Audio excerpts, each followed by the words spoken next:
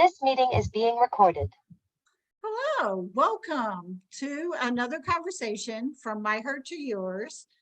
Get settled in a comfy chair, grab a cup of your favorite beverage, coffee, tea, water, beer, whatever. Get comfy, get settled in. And today we're going to have a conversation with Tonya Karlowicz. So Angel Mom, so thank you for joining us. Thank you for having me. So Tonya, Angel Mom, Forever Blake's mom. So why don't you share a little bit about your Angel Blake and something that brings you joy when you think about him? Okay, a little bit about Blake. Blake was ready to go from the moment he came into the world. I had about a 5-hour labor and delivery, and then he tried to breathe too soon. So it was a little bit of a rough go there at the very start, but he overcame that pretty quick. And it was just me and him for about the first 13 months. I met my husband when Blake was 13 months old. And but until then, and really throughout his life, because I think that really set the stage, he was super independent. He was walking right at 9 months. And that's just like the way that he lived his life. It was just go, go, go. He was really empathic. And I kind of realized that when he was about 2.5 years old, and we were at the WIC office, and there was another baby that was in the office also, and that baby was crying and crying, and Blake just looked at me and he goes, "I need to take that baby a toy so he'll feel better." And that's just the way he was. He was funny and he liked to explore.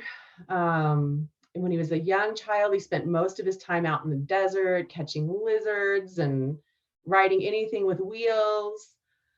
He loved Disney movies on Saturday mornings. Lion King was his favorite. He was quite the adventurer. Yes, he was. And free spirit. Yeah. Sounds like he was quite a free spirit too. Yes, very much a free spirit, kind of like his mom. He disliked school, didn't do well in school, but he was a learner. He taught himself anything he needed to know. I could find him watching documentaries or later on YouTube videos on how to do anything. If he was trying to do something he didn't know how, he would just figure it out by looking for resources. And he was a super, super deep thinker, and really kind of guided me into thinking about things that I never even considered, even when he was 9-10 years old. He was a hard worker. He started working at an Italian restaurant when he was 14, almost 15 years old, and he went from being a prep cook to running the line and actually just running the whole kitchen before he was even 16. Oh, and then you know what? That is so interesting. Hearing you talk about Blake, so many similarities with Ryan. Yeah, it seems like our angel children all have lots of similarities. Yeah, Ryan was very intuitive to other people's feelings and moods and emotions. And he loved school until about, I think, what's weird? I remember 3rd grade as the turning point. Mm-hmm. I don't know what happened in 3rd grade, but he always had fun and he would laugh. And then all of a sudden, 3rd grade, he got serious, way too serious about school. And it broke my heart because I thought, you're too young for that. But Ryan also was working in restaurants. Loved it. Yeah. Blake loved to cook, and he even started his own hot dog and smoothie cart right in our little resort area that we have that's close to our house. And he also loved music, and he could seem like he could pick up any instrument and just play it. I have a piano piece that he recorded, and like he just sat down and did it. He had never had any lessons, taught Oh, himself yeah. guitar, Yep. could sing, and Why don't I you show a love picture? Show a picture of him. show a picture. Okay, Let's see who we're talking about here. all right. Okay, this is my very favorite picture of him, just because he was definitely, whoop, where he was There you definitely a go. mama's boy, and I mean, he was not afraid to tell anybody that he loved his mama.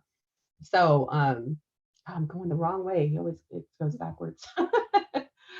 So yeah, he was very openly a mama's boy. Yeah. Beautiful, beautiful, beautiful memories. I love Yeah. that. And how a beautiful person with a beautiful soul. Yeah, he was definitely like, an old soul.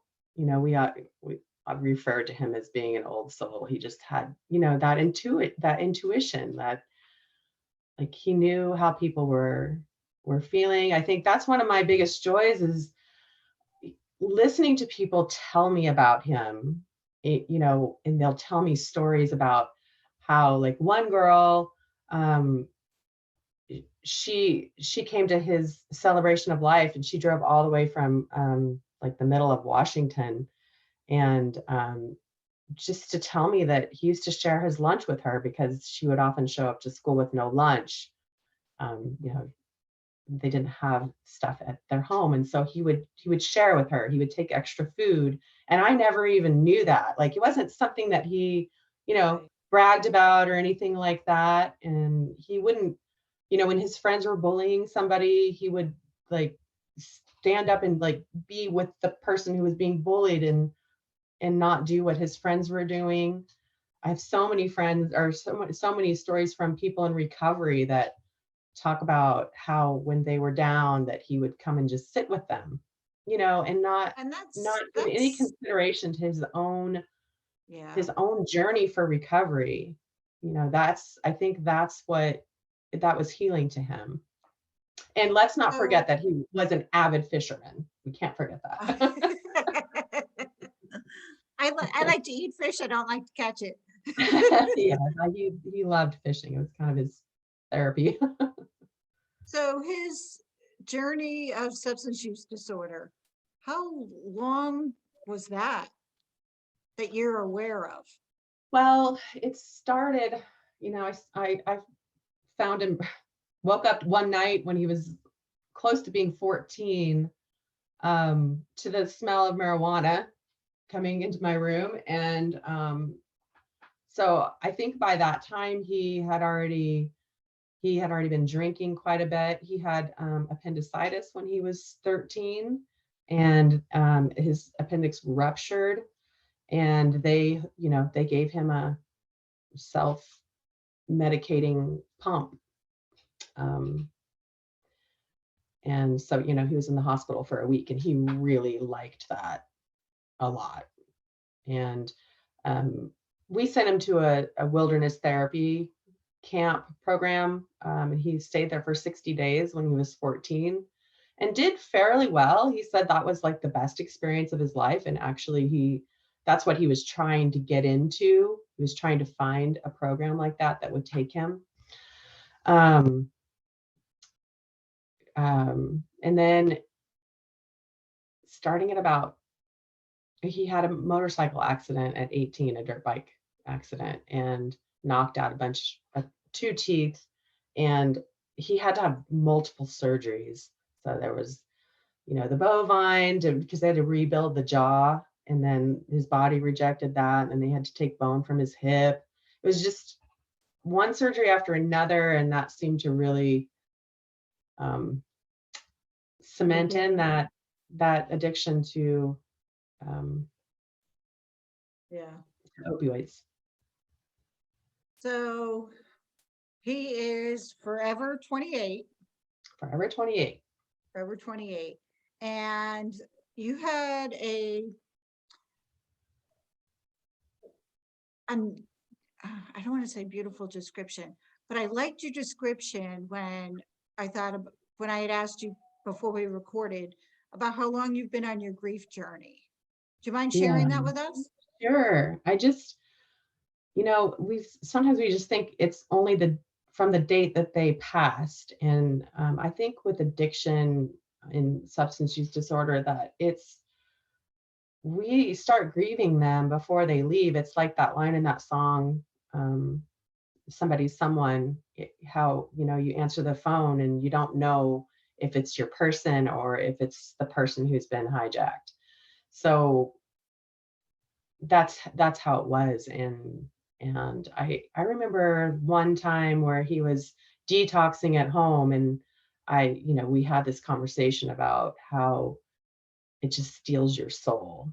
And so yeah, like that grief, it would come and go, and it would be infused with hope because they're still there, and you can get back on and ride some more, and then you see them fall again, and then you grieve them, and then 3 years ago, on July 23rd is when he transitioned. And why do you say transition? Why do you say that? Because I don't believe that death is our final destination. I don't think there's an end. And I really had that realization in the hospital. I had never really thought about it before, even though I've had loved ones cross over before. I never, like my grandma, my grandpa, but it was different when I was with him and sitting there and just looking at him and going, this is just not right. This is not the end. This is energy. We're all like, everything around us is energy, and energy cannot disappear. Nailed So it. it's got to become Nailed something. it. It get was like, it was a light bulb moment for me. And in that, because I did not like the word died. It's final, and I still don't say that. I tend to say Ryan passed because I believe, like you do, I think his physical presence is gone, but that energy is still oh here. yeah, oh And yeah. when I had to go to, I was the one who had to clean out his apartment, and that's where he passed. And when I was at the spot where he passed, it hit me that this is just where his body passed. And I didn't feel him there. And at the time, I didn't understand because I thought, what you'd seen on TV and you'd heard on TV.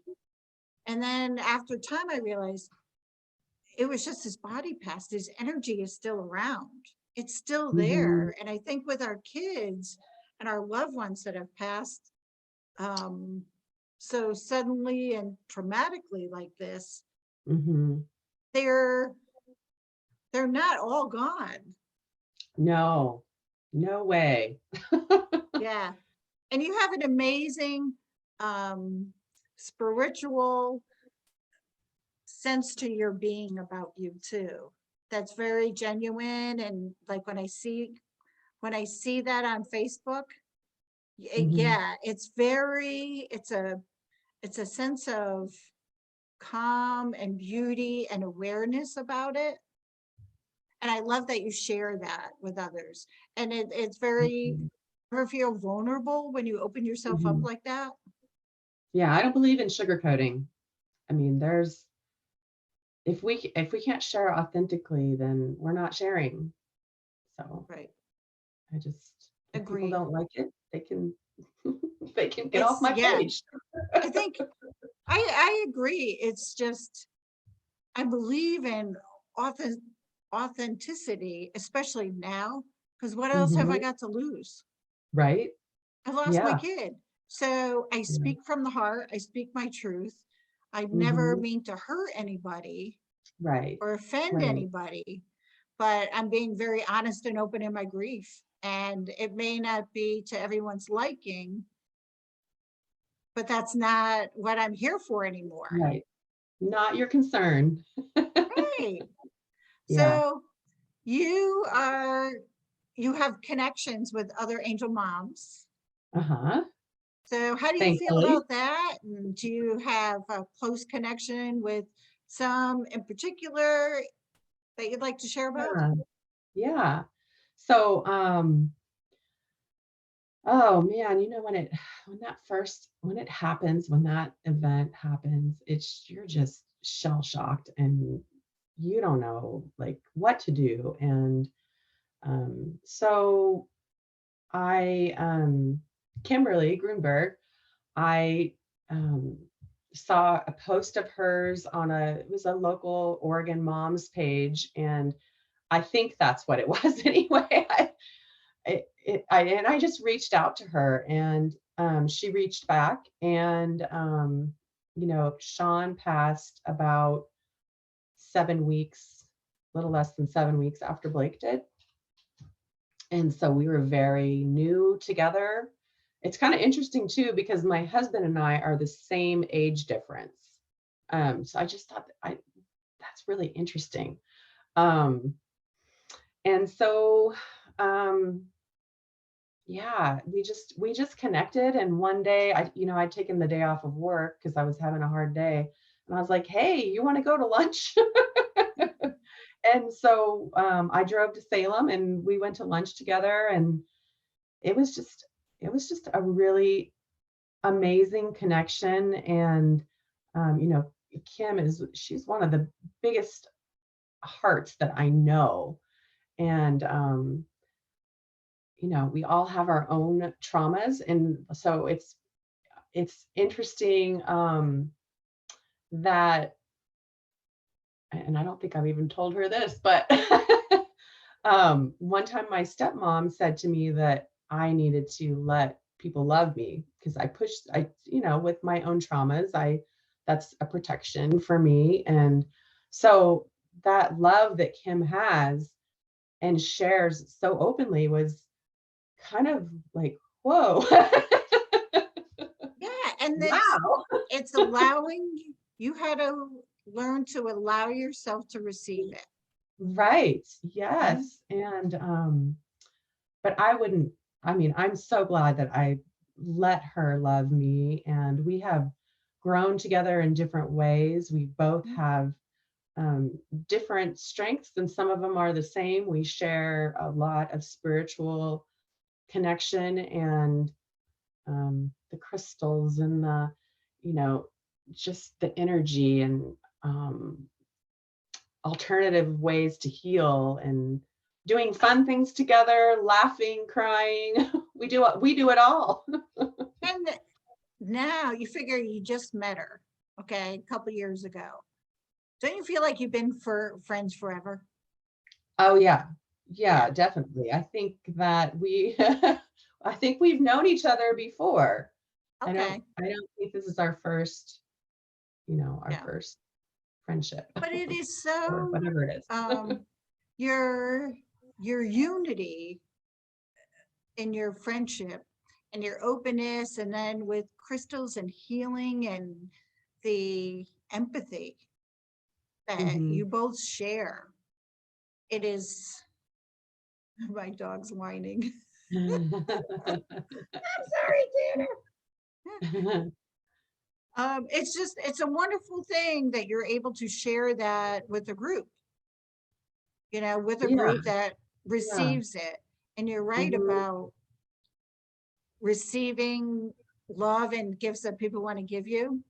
And one of the things I said, or I learned early in my grief, was, I don't remember who told me, but they said, people eventually will stop offering their condolences. So what you do is when you hear it, you take it and you put it in your back pocket, because you never know that day when you're going to hope somebody said that or says your child's name. Well, then Mhm. it's there, you take it out of your back pocket. Right. And I Yeah. never forgot that. And I feel that way too with friendships or Mhm. connections. It's like, you know Well, what? I Yeah, think our don't take it angel for moms, granted.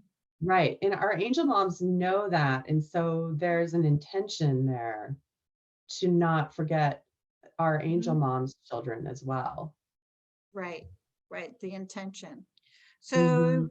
Can you tell us about the group Core 4 Plus More and how that originated?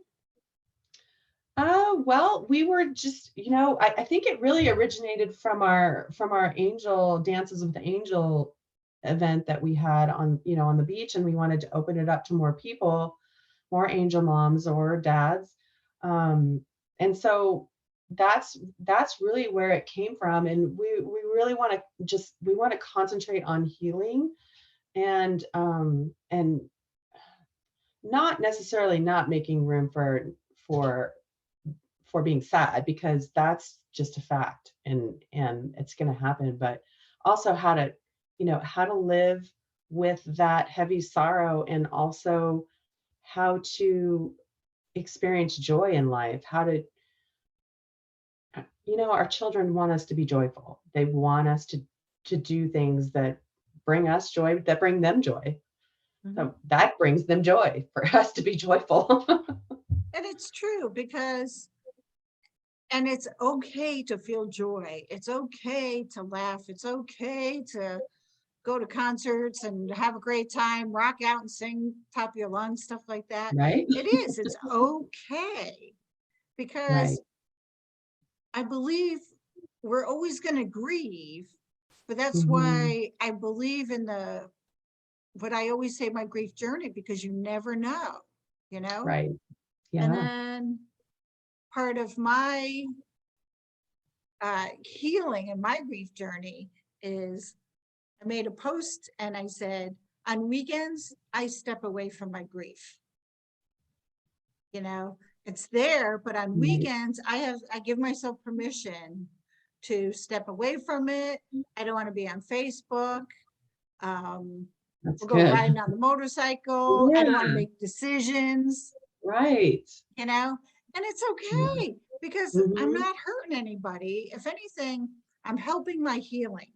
Right. You're healing. Yeah, I think Yeah. that's really So, healing. and we need that. We need Mhm. that in whatever form it's going to take. Yes. Yeah. So, I think one of your questions, it has to do with like things that you do to heal yourself and in this journey. And I think it's always there, and they're always like, I'm not necessarily like, I don't think it's wrong to ask for signs, but um I think I'm constantly open for signs. Um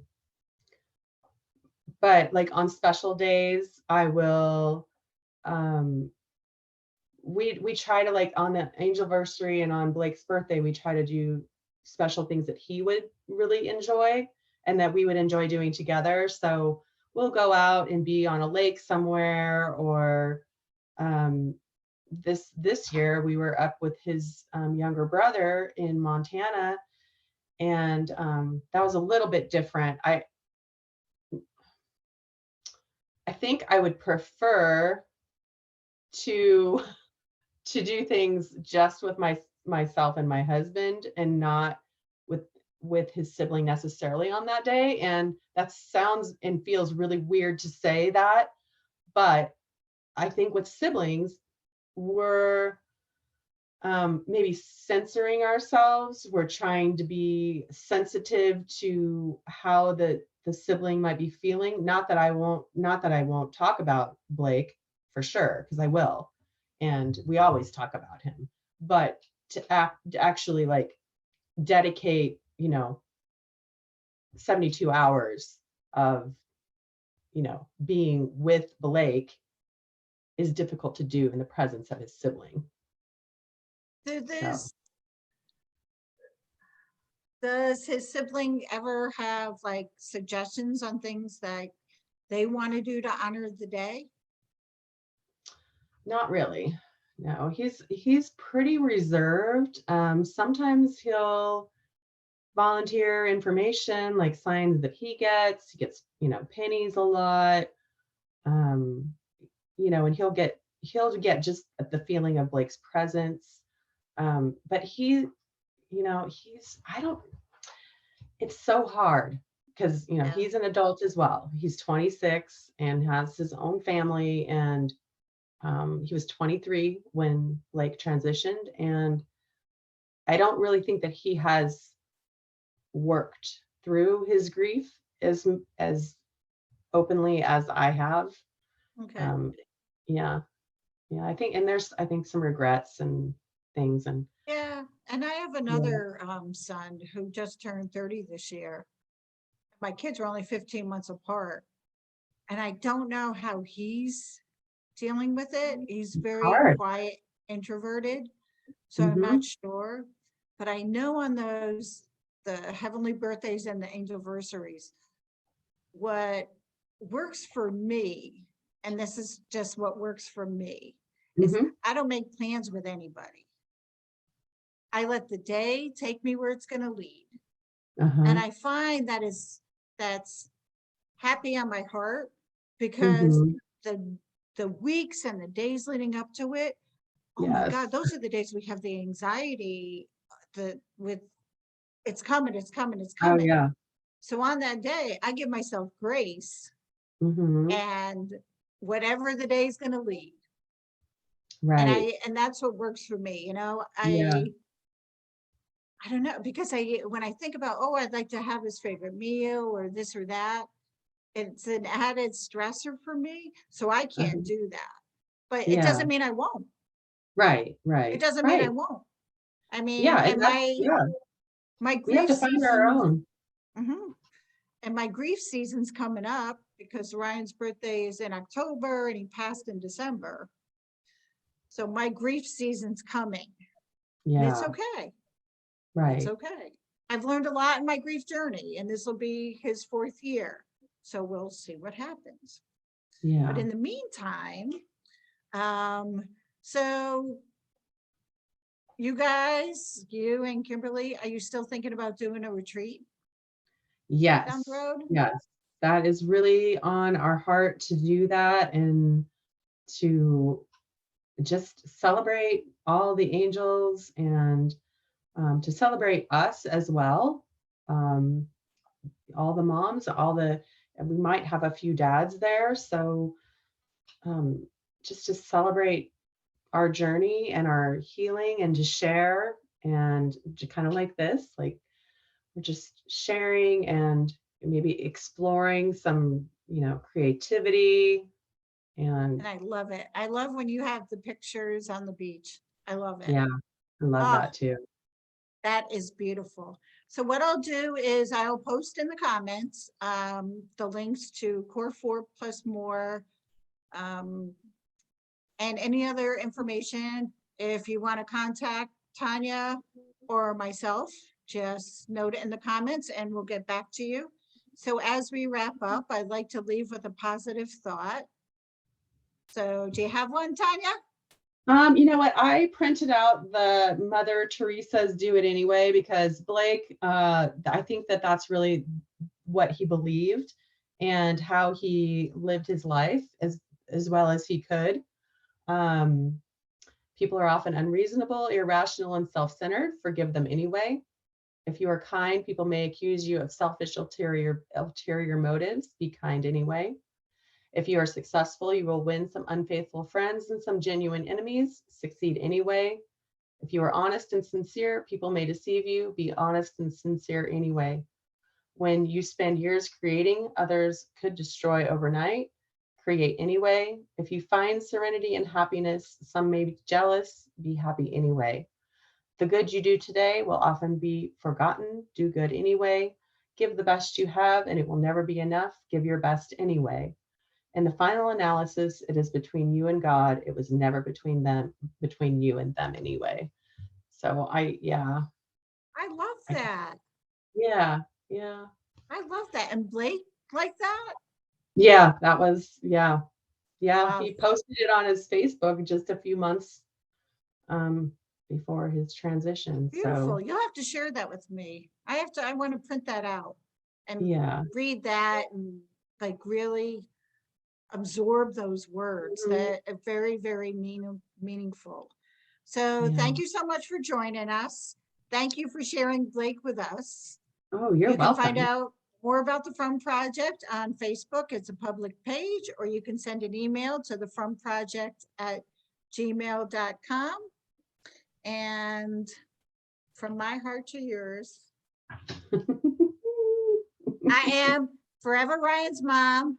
There's my kiddo. So- He's here. So from my heart to yours, I'm sending you love, hugs, support, and compassion. And I hope you have a good day. Remember, you're loved and you are not alone. We're here for you. Reach out if you need to talk to somebody. So send in your love.